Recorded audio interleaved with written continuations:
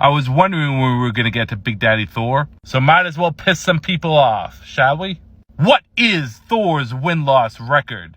Let's do this. He beats Dr. Fate. He loses to Darkseid. He beats Amazo. He beats Raven. He beats Wonder Woman. He loses to Necron. It's a 50-50 with Eclipso.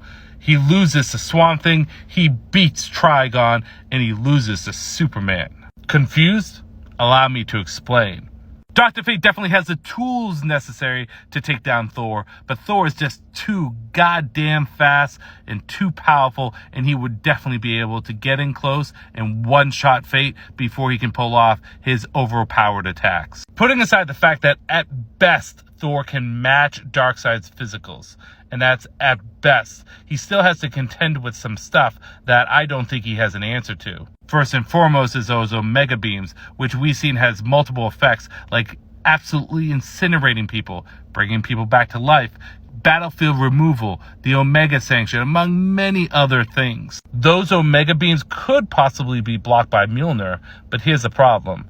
Those Omega Beams are also fast enough to tag speedsters like Barry Allen, who are faster than Thor. Then you take into the fact that Darkseid has a tremendous amount of immunities and resistances, such as reality warping, matter manipulation, energy manipulation, time manipulation. All that stuff means jack shit to Darkseid. And then finally, you take into account that Darkseid loves taking energy from people. He literally took all the life force and power from the Greek pantheon just to power himself up. And he can do it to anyone whenever he wants. Frankly, Thor looks like a big, beautiful electric creamsicle to him.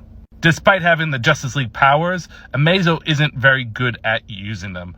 Thor could definitely take him out. Plus, Amazo's durability doesn't always equal the Justice League's durability. We've seen both Nightwing and Batman take on an Amazo that had various different powers from the Justice League, including the Flash, Aquaman, Wonder Woman, among others. My same reasoning for Dr. Fate applies to Raven. She has the power to give him a problem, but he can one-shot her because he's quick enough to get in close and bring the hammer down. I still think Wonder Woman and Thor is a hell of a close fight, close to 50-50, but Thor has got progressively more powerful over the past few years, so I'll give him the W.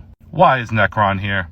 Necron took the Anti-Monitor and Spectre and made them his bitch with little effort. I don't see Thor being able to do anything to the actual personification of death. Eclipso is a 50-50. Eclipso is one of the most dangerous magic users in DC. He has fucked around with multiple teams on his own. However, I do feel as though Thor has a chance against him. Just his natural inclination to magic itself and the fact that he's dealt with stuff that Eclipso has thrown out before might give him the opportunity to pull out the W. Frankly, with Swamp Thing, as with all fights, I just don't see a win condition for Thor. He can't get into the green. Swamp Thing can regenerate on any planet that has plant life. And yeah, you can take down the bodies, but eventually you have to go up against the whole entire planet of the green. So I'm going to give it to Swamp Thing. Trigon is more powerful than Thor, and I don't think Thor could permanently put him down, but Thor could rip his head off and take him out of commission long enough to be considered a KO, kind of like how Bizarro did. Don't worry, guys, he got better, because he is Trigon. And finally, Big Blue. You guys know what I'm going to say. Too fast, too strong, has too many offensive options. And yes, while he is vulnerable to magic, it's just not going to be enough, because the speed is just going to be overwhelming for Thor.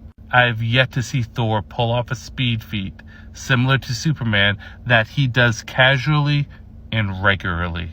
But hey, Marvel fans, DC fans, relax.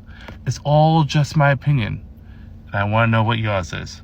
Comment Stitch Duet. I want to know.